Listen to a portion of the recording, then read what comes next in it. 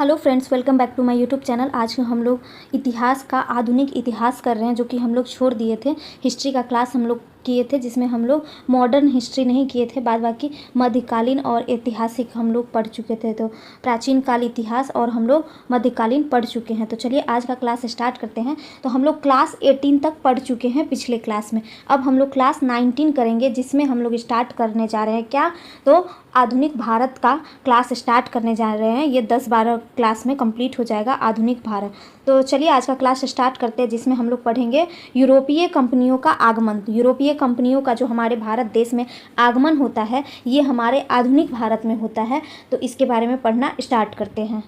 भारत में यूरोप वासियों के आने के क्रम में सर्वप्रथम पुर्तगाली थे। इसके बाद क्रमशः कौन कौन आए, तो डच आए, अंग्रेज आए, डेनिश आए और फ्रांसीसी आए। तो भारत में सबसे पहले कौन आया है, तो भारत में सबसे पहले पुर्तगाली आए थे। उसके बाद ही डच, अंग्रेज, डेनिश और फ्रांसीसी आए थे। अंग्रेज डच के बाद भारत आए थे, परंतु अंग्रेजों की ईस्ट इंडिया कंपनी की स्थापना डच के जो ईस्ट इंडिया कंपनी थी उससे पहले ही हो चुकी थी। तो अंग्रेज तो आए थे डच के बाद, लेकिन उसने पहले ही ईस्ट इंडिया कंपनी की स्थापना कर ली और उसके बाद डच ने अपनी ईस्ट इंडिया कंपनी की स्थापना की थी।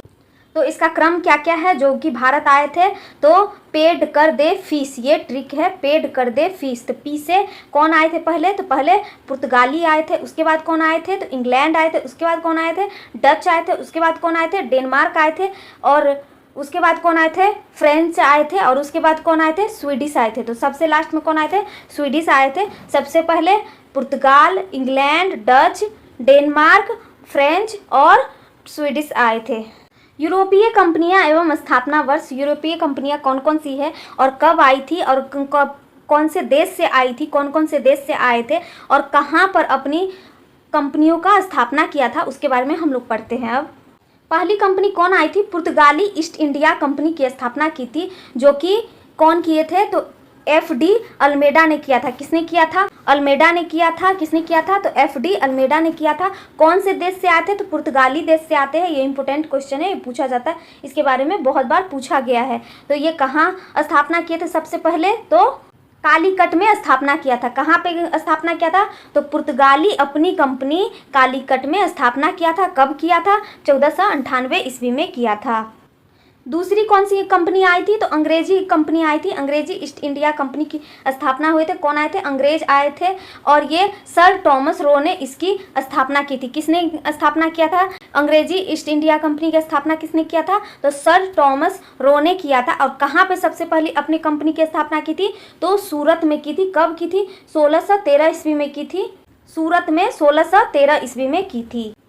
तीसरी कंपनी है डच ईस्ट इंडिया कंपनी, जो कि डच से आए थे। कहाँ से आए थे, तो डच से आए थे और मसूलीपट्टम में इसने स्थापना किया था। 1605 ईस्वी में इसने स्थापना किया था। इसके बाद आए थे कहाँ से आए थे, डेनिश से आए थे। डेनिश ईस्ट इंडिया कंपनी की स्थापना हुई थी, जो कि कब हुई थी, तो 1620 ईस्वी में हुई थी। कहाँ पे हुई थी, तो ट्रांकेवर में हुई थी। इसके बाद आए थे फ्रांसीसी। फ्रांसीसी ईस्ट इंडिया कंपनी की स्थापना करता है। कब, 1668 में करता है। और कहाँ पर करता है, तो सूरत में ही करता है। तो सूरत में करता है। अंग्रेज भी अपना ईस्ट इंडिया कंपनी की स्थापना सूरत में ही करता है, लेकिन वो 1613 ईस्वी में करता है। फ्रांसीसी अपनी ईस्ट इंडिया कंपनी की स्थापना सूरत में 1668 ईस्वी में करता है। स्वीडिश ईस्ट इंडिया कंपनी, जो कि स्वीडिश से आए थे लोग, ये गोहनबर्ग में अपनी ईस्ट इंडिया कंपनी की स्थापना करते हैं।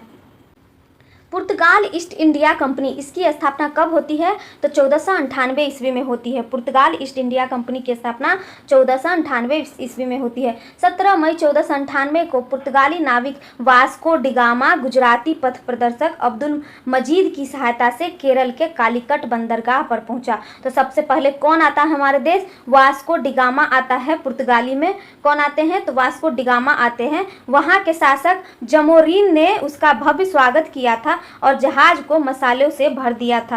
तो कालीकट के जो राजा थे कौन थे, तो जमोरीन थे, उसने उसका भव्य स्वागत किया था और उसने उसके जहाज को किस चीज़ से भर दिया, तो मसालों से भर दिया। तो मसालों से बिजनेस करने लगा वो। मसालों के अतिरिक्त वास्को डी गामा और कुछ और मसाले भी खरीदे जिसे वह यूरोप में बेचकर 60 गुना मुनाफा कमाया। तो वो मसालों का बिजनेस करने लगा। फिर वास्को डी गामा पुर्तगाल के शासक डॉन टेनेरिफ के प्रतिनिधि के रूप में आया था। तो क्यों आया था, तो शासक जो थे पुर्तगाल के कौन थे, शासक डॉन डेनरिक थे, उसके प्रतिनिधि में वो भारत आया था। और ऐसे ही खोजते खोजते वो भारत पहुंच गया सबसे पहले वास्को डी गामा। 1502 ईस्वी में वास्को डी गामा पुनः भारत आया। वो चला गया, मसाले लेकर के चला गया, वहाँ पे बिजनेस किया। कितना, 60 गुना मुनाफा पे वो बिजनेस कर लिया। जो भी मसाला यहाँ के जो राजा थे वो दिए थे और कुछ खरीद के भी लेके गए थे, तो उसे उसने बहुत अच्छा बिजनेस किया। और वो पुनः फिर आता है भारत। कब आता है दूसरी बार, तो 1502 ईस्वी में आता है वास्को डी गामा भारत दूसरी बार। 1503 ईस्वी में पुर्तगालियों ने कोचो का किला जीत लिया। तो 1503 ईस्वी में इस बार वो अकेले नहीं आता है वास्को डी गामा, और भी पुर्तगाली आते हैं। उन लोगों ने कोची का किला जीत लिया। पुर्तगाल ने फ्रांसिस डी अल्मेडा को गवर्नर नियुक्त कर दिया था। अल्मेडा नौसेना को मजबूत करने के लिए शांत जल की नीति ब्लू वाटर पॉलिसी को अपनाया, किंतु वह वास्तविक रूप से गवर्नर के पद को नहीं संभाल सका। सबसे पहले तो फ्रांसिस डी अल्मेडा को गवर्नर नियुक्त किया गया, लेकिन वह इस पद को संभाल नहीं पाया। और तब उसके स्थान पर 1509 ईस्वी में अल्बुकर्क को पुर्तगाली गवर्नर नियुक्त किया। तो वास्तविक जो पुर्तगाली गवर्नर किसको कहेंगे, तो अल्बुकर्क को कहेंगे। अल्बुकर्क को ही पुर्तगाली साम्राज्य का क्या कहते हैं, तो वास्तविक गवर्नर कहते हैं। इसने बीजापुर के शासक से गोवा 1510 ईस्वी में जीत लिया था। तो अल्बुकर्क जो है वो बीजापुर के जो शासक थे उससे गोवा को जीत लिया। गोवा का शासक कब बन गया, तो 1510 ईस्वी में अल्बुकर्क बन गया। 1511 ईस्वी में इसने मलक्का पर भी कब्जा कर लिया। 1515 ईस्वी में इसने फारस की खाड़ी में स्थित हॉर्मुज बंदरगाह को युद्ध में जीत लिया। अब इसने हॉर्मुज बंदरगाह को भी जीत लिया। इसका विजयनगर शासक कृष्णदेव राय के साथ अच्छा संबंध था। तो किसका, अल्बुकर्क का अच्छा संबंध था। अल्बुकर्क ने पुर्तगालियों की संख्या बढ़ाने के लिए पुर्तगालियों को भारतीय महिलाओं से शादी करने के लिए प्रेरित किया। तो वो चाहता था कि पुर्तगाली यहाँ पे और भी संख्या में बढ़े ताकि वो शासन कर सके, पूरे भारत देश पर धीरे धीरे कब्जा कर सके। तो उसने इस नीति को अपनाया कि वो भारत की जो महिला है उनसे शादी कर ले और उनसे जो संतान होंगे तो वो सब कौन हो जाएंगे, पुर्तगाली हो जाएंगे। तो इसके लिए उसने इस नीति को अपनाया था भारत पर शासन करने के लिए। अल्बुकर्क सती प्रथा का विरोध करने वाला प्रथम यूरोपीय व्यक्ति था। तो अल्बुकर्क एक ऐसा व्यक्ति था, प्रथम व्यक्ति था जिसने पहली बार सती प्रथा का विरोध किया था, जो यूरोपीय व्यक्ति था। 1612 ईस्वी में पुर्तगालियों को श्वेली के युद्ध में अंग्रेजों ने थॉमस बेस्ट के नेतृत्व में हरा दिया। तो पहली बार यह युद्ध में हार भी गया।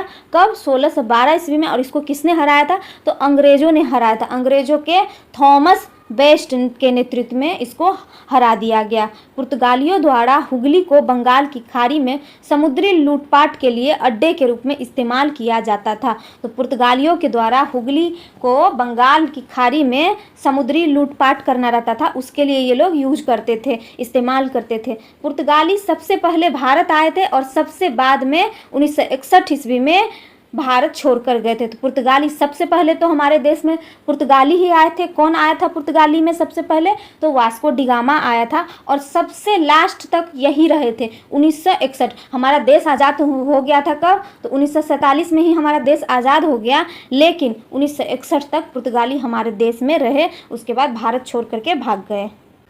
पुर्तगालियों ने ही भारत में सर्वप्रथम तंबाकू तथा आलू की खेती प्रारंभ करवाई थी। तो पहले भारत देश के जो लोग थे वो आलू से परिचित नहीं थे। जब पुर्तगाली आए उसके बाद ही ये आलू से परिचित हुए और तंबाकू से। तो जो हम लोग अभी आलू खाते, अभी हमारे गरीबों के लिए, धनी के लिए, सबके लिए यहाँ पे सबसे ज़्यादा होता है। और सबसे ज़्यादा तो गरीबों के लिए फ़ायदेमंद होता है, क्योंकि गरीब उतना अफोर्ड नहीं कर पाते हैं। तो वो आलू हमेशा सीजन में सस्ता ही रहता है और बहुत हमारे देश में अब उपजने लगा है, तो लोग खाते हैं अपना। तो वो कहाँ से आया था, पुर्तगालियों से ही आया था। पुर्तगाली ही हमें आलू से परिचित करवाया था और उसी के बाद हमारे देश में भी आलू की खेती होने लगी थी। सर्वप्रथम भारत जापान व्यापार प्रारंभ करने का श्रेय इन्हें ही दिया जाता है। तो सबसे पहले भारत जापान का जो व्यापार हुआ था वो किसने शुरुआत किया था? तो पुर्तगालियों ने ही किया था। पुर्तगालियों ने ही भारत में सर्वप्रथम 1556 ईस्वी में गोवा में प्रिंटिंग प्रेस की स्थापना की थी। तो सर्वप्रथम भारत में जो प्रिंटिंग प्रेस की स्थापना हुई है, कब हुई है? तो 1556 ईस्वी में हुई है। कहाँ हुई है? तो गोवा में हुई है। किसने शुरुआत करवाया था? तो पुर्तगालियों ने ही शुरुआत करवाया था। भारत में गोथिक स्थापत्य कला की स्थापना का श्रेय पुर्तगालियों को ही दिया जाता है। इसके बाद आते हैं डच ईस्ट इंडिया कंपनी की स्थापना होती है। कब होती है? तो 1602 ईस्वी में होती है। भारत आने वाली दूसरी यूरोपीय शक्ति कौन थी? तो डच थी। पहले तो पुर्तगाली थी, उसके बाद कौन थे? डच थे। ये नीदरलैंड या हॉलैंड के निवासी होते हैं। डच किसको कहते हैं? नीदरलैंड या हॉलैंड जो होते हैं, नीदरलैंड हॉलैंड दोनों एक ही को कहते हैं, उसके जो निवासी को डच कहते हैं। 1596 ईस्वी में भारत आने वाला प्रथम डच नागरिक कौन था? कार्नेलिस डी हाउटमैन था। कौन था? तो कार्नेलिस डी हाउटमैन था। डच ने 1605 ईस्वी में मसूलीपट्टम में अपनी पहली व्यापारिक कोठी स्थापित की तथा पुलिकट में अपनी दूसरी व्यापारिक कोठी एवं सूरत में अपनी तीसरी व्यापारिक कोठी स्थापित किया था। डच ईस्ट इंडिया कंपनी ने 1632 ईस्वी में अपनी फैक्ट्री कहाँ पे स्थापना किया था? तो पटना में स्थापित किया था। 1759 ईस्वी में वेदरा के युद्ध में अंग्रेजों ने डचों को बुरी तरीके से पराजित कर दिया और उनके सभी व्यापारिक कोठियों पर अधिकार कर लिया। तो 1759 ईस्वी में वेदरा का जो युद्ध हुआ था उसमें क्या हुआ था? उसमें अंग्रेज जीत गया था और डचों को हरा दिया था। तो अंग्रेज जीत करके जो उसके व्यापारिक कोठियाँ थी, सभी व्यापारिक कोठियों पर उसने अधिकार कर लिया। इस युद्ध में अंग्रेजी सेना का नेतृत्व कौन कर रहे थे? तो क्लाइव कर रहे थे। कौन कर रहे थे? तो क्लाइव कर रहे थे। डच भारत से अधिक इंडोनेशिया से व्यापार करने में रुचि रखते थे। तो डच लोग जो थे वो भारत से ज़्यादा इंडोनेशिया से व्यापार करना चाहते थे।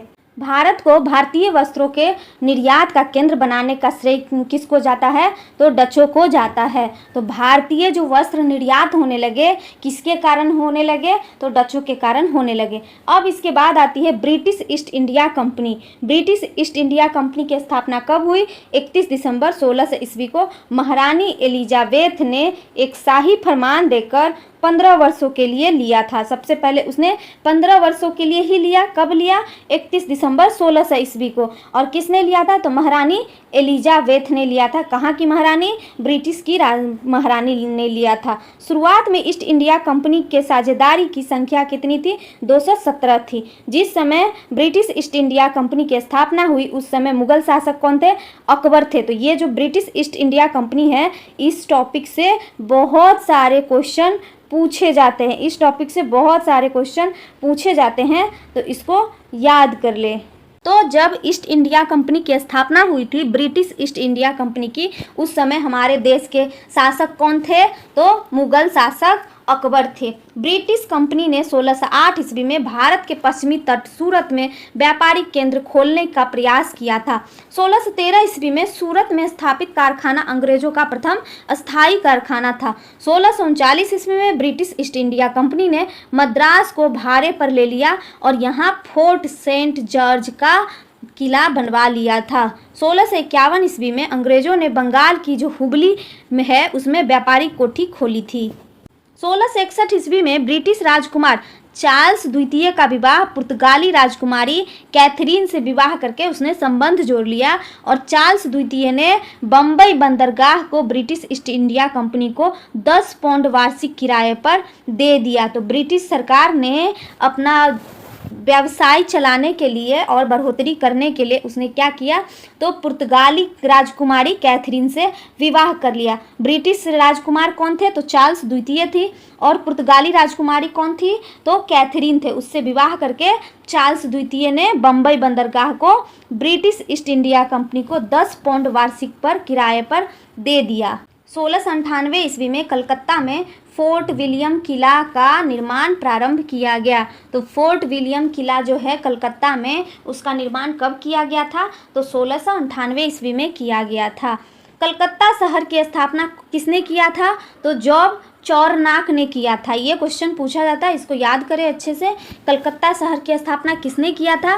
तो जॉब चौरनक ने किया था। 1717 ईस्वी में फर्रुखसियर ने अंग्रेजों को व्यापारिक छूट दे दिया। फर्रुखसियर जो उस समय शासक थे वहाँ पे, वो 1717 ईस्वी में अंग्रेजों को व्यावसायिक छूट दे दिया। इसे अंग्रेजी साम्राज्य का मैग्ना कार्टा कहते हैं। 1757 ईस्वी में प्लासी के युद्ध के बाद अंग्रेजों ने बंगाल के क्षेत्र पर अप्रत्यक्ष रूप से शासन करने लगे। इस युद्ध के कारण अंग्रेजों को बंगाल में पैर जमाने का मौका मिल गया। तो ऐसे करते करते अंग्रेज आए और जल्दी जल्दी एक एक साल के डिफरेंस पे ऐसे करते करते मतलब 40-50 साल के अंदर में इसने पूरे देश में शासन कर लिया। कौन? अंग्रेज कर लिया। 1759 ईस्वी में अंग्रेजों ने वेदरा के युद्ध में डचों को पराजित कर दिया। तो 1759 का जो युद्ध हुआ था उसमें अंग्रेजों ने वेदरा का युद्ध हुआ था, उस युद्ध का क्या नाम दिया था? वेदरा का युद्ध। उसमें उसने डचों को भी हरा दिया। 1760 में वांडीवास के युद्ध में अंग्रेजों ने फ्रांसीसियों को भी बुरी तरीके से पराजित कर लिया। तो अब जो अंग्रेज थे वो अब सारे देश के जो भी विदेशी यूरोपीय लोग आए थे उन सबको भी ये पराजित करना शुरुआत कर दिए थे, और भारत के जो थे उनको तो पराजित कर ही दिया था। 1764 ईस्वी में बक्सर के युद्ध के बाद 12 अगस्त 1765 ईस्वी को अंग्रेजों एवं शाह आलम द्वितीय के बीच इलाहाबाद की संधि हुई थी। इस संधि के तहत अंग्रेजों ने बंगाल के क्षेत्र में द्वैध शासन लगा दिया था। इस प्रकार भारत में अंग्रेजों का विरोध करने वाली कोई बड़ी शक्ति नहीं बची। तो इस तरीके से अंग्रेज भारत में अब अच्छे तरीके से जम गए और हमारा देश अच्छी तरीके से इसके अंदर में आ गया और वो गुलाम बना दिया हमारे देश को। British east India company BEIC धीरे धीरे मजबूत होने लगी, किंतु भ्रष्टाचार बढ़ गया था और राजा का नियंत्रण भी कंपनी पर कमजोर पड़ने लगा था। अंग्रेजी शासन काल में बिहार अफीम उत्पादन के लिए प्रसिद्ध था। तो अंग्रेजी शासन जब हुआ उस समय में अंग्रेजों ने बिहार के लोगों पर इतना अत्याचार किया और उन लोगों को मजबूरन उन लोगों को अफीम का उत्पादन बोलते थे करने के लिए। अफीम का उत्पादन होने से क्या होता है कि अफीम का अगर उत्पादन करते हैं तो हमारी ज़मीन बंजर हो जाती है कुछ सालों के लिए, मतलब 10-12 सालों तक उस पर अब कुछ भी उपजाया नहीं जा सकता है, उस पर कुछ होती ही नहीं है खेती। वो पूरे मिट्टी को तहस नहस कर देती है, पूरा बर्बाद कर देती है। और ये अपना बिजनेस चलाने के लिए, अंग्रेज अपना बिजनेस चलाने के लिए बिहार में अफीम का उत्पादन करवाते थे। तो उस समय में बिहार में जो अफीम उत्पादन था वो इसलिए प्रसिद्ध था बिहार। इसके बाद डेनिश ईस्ट इंडिया कंपनी है जो 1616 ईस्वी में स्थापना हुई थी, उसके बारे में पढ़ते हैं। इन्होंने अपनी व्यापारिक कोठी केरल में ट्रावनकोर में स्थापित किया था। दूसरी व्यापारिक कोठी कहाँ पे किया था? तो बंगाल के श्री रामपुर में स्थापित किया था। डेनिश के व्यापारिक कोठियों का विस्तार अधिक नहीं हुआ था। अंततः 1745 ईस्वी में डेनमार्क ने अपनी सभी कोठियों को अंग्रेजों के हाथ बेच दिया और यहाँ से चला गया। इसके बाद फ्रांसीसी ईस्ट इंडिया कंपनी, यह सरकारी कंपनी थी। तो फ्रांसीसी ईस्ट इंडिया कंपनी जो थी यह कौन सी कंपनी थी? तो सरकारी कंपनी थी। इसकी स्थापना कब हुई? 1664 ईस्वी में हुई थी। राजा लुई 14वां के समय में हुई थी। भारत में फ्रांसीसी कंपनी का स्थापना कोलवर्ट को माना जाता है। तो भारत में जो फ्रांसीसी कंपनी की स्थापना हुई थी किसने किया था? कोलवर्ट ने किया था, उसी को माना जाता है। फ्रांसीसी ने अपनी पहली व्यापारिक कोठी 1669 ईस्वी में सूरत में खोली थी। फ्रांसीसियों ने अपनी दूसरी कंपनी कहाँ पे खोली थी? 1669 ईस्वी में मसूलीपट्टनम में खोली थी। फ्रांसीसियों ने बीजापुर के शासक से आज्ञा लेकर 1673 ईस्वी में पांडिचेरी शहर की स्थापना की थी। पांडिचेरी की स्थापना फ्रांसीसी मार्टिन ने किया था। फ्रांसिस मार्टिन को भारत में फ्रांसीसी बस्तियां का वास्तविक संस्थापक माना जाता है। तो फ्रांसिस जो फ्रैंको मार्टिन जो थे उसको भारत में फ्रांसीसी जो बस्ती बस गई थी उसका वास्तविक संस्थापक माना जाता है। फ्रांसिस गवर्नर डुप्ले को 1742 ईस्वी में भारत में फ्रांस का गवर्नर बनाया गया था। इसे सहायक संधि का जनक कहा जाता है। तो सहायक संधि का जनक किसे माना जाता है? तो गवर्नर डुप्ले को माना जाता है। तो 1742 ईस्वी में यह गवर्नर बन गया था, फ्रांस का जो था ये गवर्नर बन गया था। इसी के समय में कर्नाटक युद्ध हुआ था। तो कर्नाटक का जो युद्ध हुआ है वो किसके समय में हुआ है? तो गवर्नर डुप्ले के समय में हुआ है। फ्रांसीसियों का भारत में अधिक क्षेत्रों पर अधिकार नहीं हो पाया था, किंतु वे आज़ादी के बाद तक भारत में रहे और 1956 ईस्वी में भारत छोड़ करके चले गए। इसके बाद आती है स्वीडिश ईस्ट इंडिया कंपनी। 1731 ईस्वी में इसकी स्थापना होती है। ये अपना अधिकार विस्तार नहीं कर सका और भारत से चले गए। ये भी अपना अधिकार विस्तार नहीं कर सका क्योंकि पहले से ही ब्रिटिश जो ईस्ट इंडिया कंपनी थी और ब्रिटिश लोग जो थे, अंग्रेज़ थे, वो पहले ही पूरे देश पे शासन करना स्टार्ट कर दिए थे और वो अपने सामने किसी को टिकने ही नहीं दिए। शहर संस्थापक और मूल निवासी, इसके बारे में पढ़ते हैं। कौन कौन से शहर की स्थापना किसने किया था और मूल निवासी कौन थे जिसने स्थापना किया था, उसके बारे में पढ़ते हैं। बम्बई की स्थापना किसने किया था? तो गराल्ड अंगियार ने किया था और ब्रिटेन के थे। ये कौन, कहाँ के थे? ब्रिटेन के थे। कलकत्ता की स्थापना किसने किया? जाब चारनाक ने किया था। कहाँ के थे? ब्रिटेन के ही थे। दिल्ली की स्थापना किसने किया? लुटियंस ने किया। लुटियंस ने दिल्ली की स्थापना की है, ये भी ब्रिटेन के ही थे। चंडीगढ़ की स्थापना ली कार्बूजिए थे, वो कहाँ के थे? तो वो फ्रांस के थे। पांडिचेरी की स्थापना किसने किया? तो फ्रैंक मार्टिन ने किया, फ्रांस के थे। और मोहम्मद कुतुब शाह जो है ये हैदराबाद की स्थापना किए थे, ये भारत के थे। मद्रास की स्थापना किसने किया? तो फ्रांसिस डे ने किया, ये कहाँ के थे? तो ब्रिटेन के थे। अब हम लोग महाद्वीप के बारे में पढ़ते हैं। महाद्वीप खोजकर्ता और मूल निवासी, कौन कौन से महाद्वीप की स्थापना मतलब खोजकर्ता कौन थे और वो कहाँ के निवासी थे जिसने खोज किया था? तो भारत का किसने किया था? वास्को डी गामा ने किया था। कौन थे? पुर्तगाली थे। तो पुर्तगाली ने किया था, जो कि वास्को डी गामा थे, उसने भारत की खोज की थी। और ब्राज़ील का खोज किसने किया था? तो पेड्रो अल्वर्स क्रेवल ने किया था, ये भी पुर्तगाली ही थे। न्यूजीलैंड की खोज किसने की? अबेल तस्मान ने किया, ये कहाँ के थे? तो हॉलैंड के थे। तस्मानिया की खोज किसने किया? एवेल जंजून तस्मान ने किया था, ये भी हॉलैंड के थे। अमेरिका का खोज किसने किया? तो क्रिस्टोफर कोलंबस ने किया है अमेरिका का खोज, ये कहाँ के थे? तो ये स्पेन के थे। ऑस्ट्रेलिया का खोज किसने किया है? तो कैप्टन जेम्स कुक ने किया है। ऑस्ट्रेलिया का खोज किसने किया?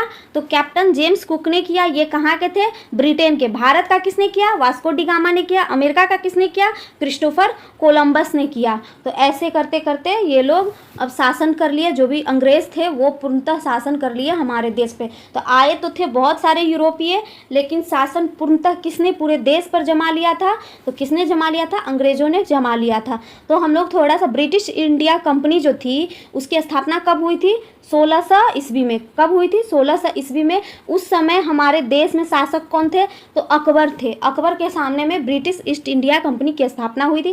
कहाँ पे किया था ब्रिटिश ईस्ट इंडिया कंपनी? अंग्रेज अपना ब्रिटिश ईस्ट इंडिया कंपनी की स्थापना कहाँ पे किया था? तो सूरत में किया था। किसने किया था?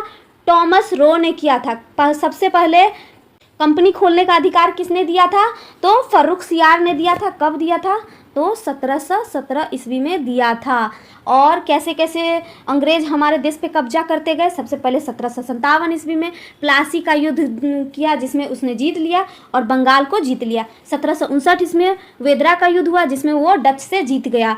और 1760 ईस्वी में वाडीवास का जो युद्ध किया उसमें फ्रांसीसी से वो जीत गया। फिर 1764 ईस्वी में उसने बक्सर का युद्ध किया जिसमें उसने पूरा भारत पर राज कर लिया। उसके बाद तो हम लोग ये चैप्टर हम लोग कंप्लीट कर लिए कि कौन कौन से देश के लोग कैसे आए थे हमारे देश में, सबसे पहले कौन आया था, उसके बाद कौन आया था। तो इसके बारे में हम लोग देख लिए कौन कौन सी कंपनी की स्थापना की थी। तो ये चैप्टर हमारा कंप्लीट होता है। अब अगले क्लास में हम लोग नवीन राज्यों का उदय हुआ था, हमारे देश का जो बहुत सारे राज्य है उस सब का जो उदय हुआ था, उस सब के बारे में जो हम लोग जाने हैं और स्थापना हुई थी उसके बारे में पढ़ेंगे। तो चलिए आज का क्लास अगर अच्छा लगा हो तो वीडियो को लाइक करें, चैनल को सब्सक्राइब करें, बेल आइकन दबाना ना भूलें। मिलते हैं अगले वीडियो में, तब तक के लिए थैंक यू।